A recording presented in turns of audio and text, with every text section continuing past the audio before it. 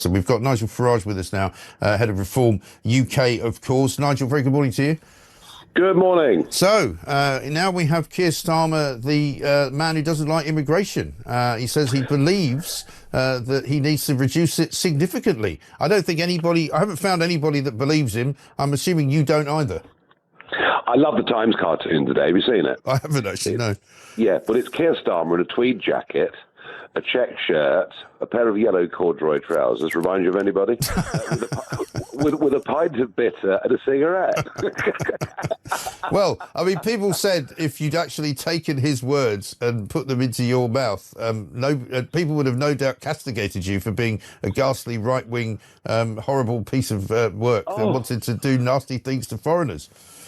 Oh, if I'd said a country of strangers, I mean, my God, I'd need armed support to walk down the street. Absolutely right. It's incredible, though, isn't it? I mean, I just asked Robert Jenrick. He didn't really have an answer. The political shockwave that rocked Westminster today didn't erupt with spectacle. It surfaced from ordinary debates and well-worn talking points. Yet beneath that routine surface, tension had been building for weeks, tightening with every closed-door discussion. The strain finally snapped when it became undeniable that Prime Minister Keir Starmer had lost the trust of Parliament.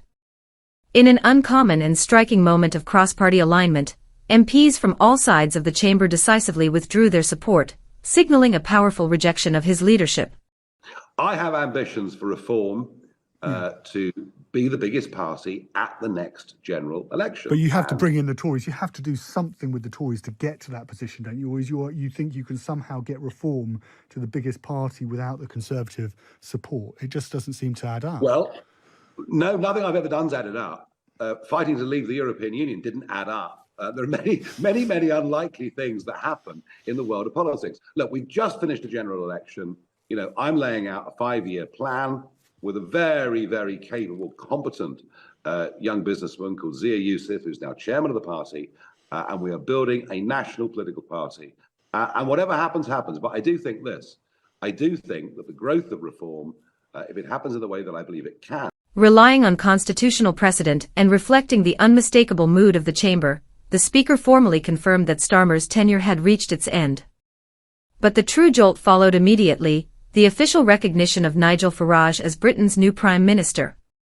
There was no nationwide ballot, no charged campaign spectacle. Instead, Parliament itself carried out the shift in power, sidestepping the usual electoral process in favour of rapid political reset. This was more than a departure, it was a breakdown, an administration undone not by scandal, but by the stark conclusion that it no longer spoke for the nation or the lawmakers chosen to represent it. How powerful is Nigel Farage? He's the man behind Brexit. Independence Day! Nigel Farage is leader of the right-wing Reform UK party, and he is now in pursuit of power. Reform UK only has 4 MPs, but its support in the polls is rising. And since the end of March 2025, The Economist's poll tracker has put it narrowly in first place. This success was cemented in the local elections which took place in parts of England on May the 1st. Reform scored some notable victories. And, most notably, how is it possible that we can have a Prime Minister who can so blatantly lie and so blatantly reverse a view that he's had all of his life, which has been borne out by the work that he's done as an immigration lawyer, as a human rights lawyer, as the head of the CPS. He's physically stopped people from being deported from this country, dangerous criminals. How on earth can he pretend that he now believes something completely different? Well, absolutely. He's a complete fraud in every single way, but because it typifies modern professional career politics. Yeah. Don't believe in the blooming thing. It's the pursuit of power for the sake of power rather than what you can do with it. So, look, what he has done, though, is he's made a very big strategic error when it comes to the left of British politics. Yeah. The collapse was no sudden twist. Starmer's administration had been absorbing rising dissatisfaction for months. The first fractures appeared around disputed policies, especially on taxation, digital monitoring, and civil liberties, which distanced both progressives and centrists. The core supporters who once stood firmly behind Labour began to pull away, charging the leadership with sidelining working-class priorities in favour of heavy bureaucracy and tech-driven control. Public frustration intensified, Demonstrations rolled through major cities, approval ratings plunged, and even Labour MPs grew openly critical. The government's muted response to social tension and economic pressure only deepened the strain, as did the widening belief that key choices were being shaped in private rooms, far removed from the communities they touched.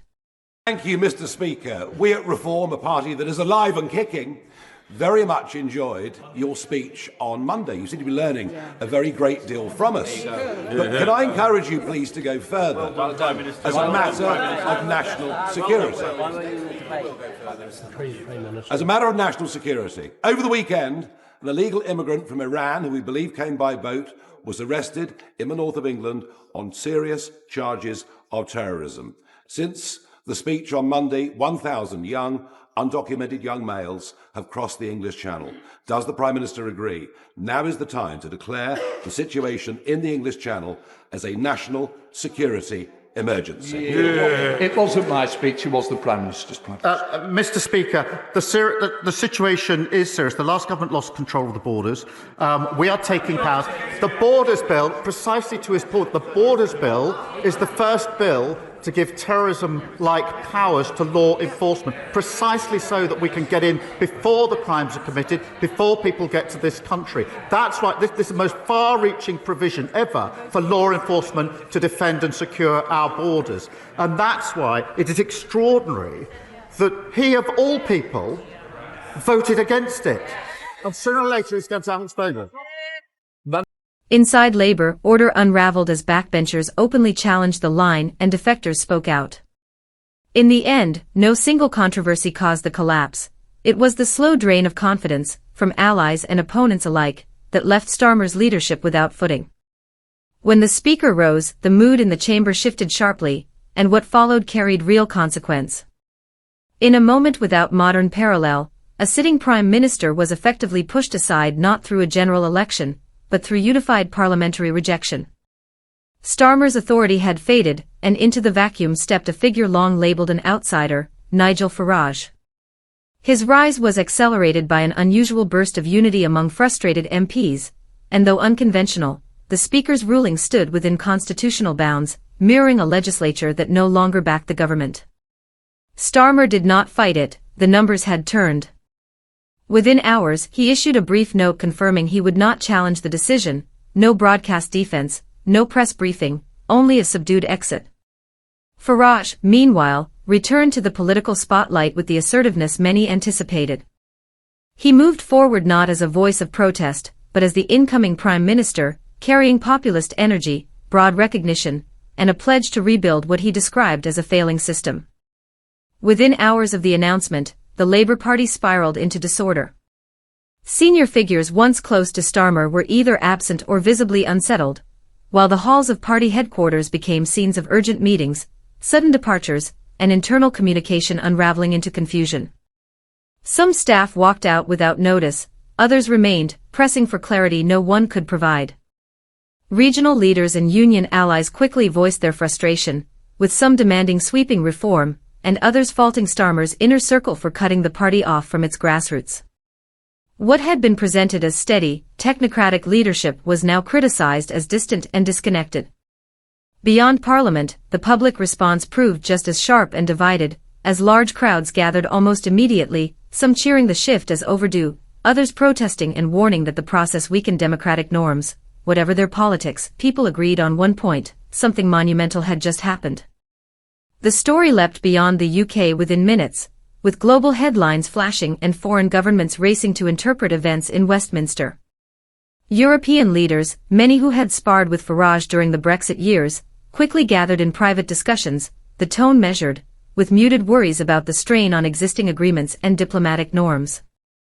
In Washington, the State Department released a brief statement calling for calm and continuity, while analysts across the Atlantic weighed what the leadership change could signal for NATO cooperation, trade ties, and climate commitments. After years spent repairing post-Brexit relationships, Farage's rise introduced a fresh wave of uncertainty. Financial markets responded swiftly. The pound slid in early trading before stabilizing once it appeared that immediate fiscal shifts were unlikely. Investors stayed cautious rather than alarmed, but the message was clear: confidence would depend on Farage's first decisive policy moves in the days ahead. He, for his part, moved quickly to assume the responsibilities of the office. In just one day, he started laying the foundation for a new administration, but rather than relying on familiar Westminster figures, he reached far beyond the usual circle. Sources close to his team described outreach to a blend of former Conservative MPs, independents, and high-profile individuals from outside traditional politics, people recognized more for practical experience than political resumes. The signal was unmistakable: this would not be routine governance. Farage aimed to build a cabinet that connected with everyday citizens, not only party regulars. Early speculation pointed to potential roles for figures from the military, small business community, and public service sectors. The move was not merely symbolic, it marked a deliberate break from the establishment's cycle of career politicians. Even so, obstacles remained, as shaping a stable coalition from such a varied group would demand careful balance and negotiation. For the moment, however, Farage held the support, the authority, and the momentum to define the opening phase of his leadership on his own terms. As he worked to solidify control, Labour was left regrouping, the party that once claimed to speak for the nation's core now searching inward, with immediate calls emerging for a full leadership contest. Grassroots organisers called for a vote open to the full membership, while others urged a sweeping policy review to pinpoint where the slide began. Some warned of a lasting split if the party failed to adjust quickly. The argument wasn't only about replacing Starmer, it centered on redefining Labour's identity, whether to stay on a technocratic track or reconnect with its working-class foundations. As the strain grew, internal blocs maneuvered behind closed doors, with unions and regional leaders pressing for a stronger voice in shaping what came next. Meanwhile, the Conservative Party, still grappling with its own direction after recent setbacks, found itself watching from the margins. A few MPs showed tentative openness to Farage's alliance, while others feared losing further ground. With populist energy dominating the spotlight, both long-standing parties faced a blunt message: voters were no longer content to wait for gradual change. As the situation steadies, one reality stands out: Britain has stepped into a political moment few anticipated. The old gears of leadership, slow elections, cautious reshuffles, measured strategy, were swept aside in favor of swift action. At the heart of it stands Farage, propelled by public momentum yet burdened with immense expectations. Can he maintain a coalition forged from dissent rather than party loyalty? Will he deliver on promises to overhaul what he calls a broken system, or will the pressures of governance crush his movement before it gains real traction? For the electorate, this moment is bigger than a new prime minister. It's a test of whether sudden upheaval can spark genuine reform or simply amplify the same old routines. Parliament has shifted, power has realigned, but the deeper changes in trust, governance, and political identity are only beginning.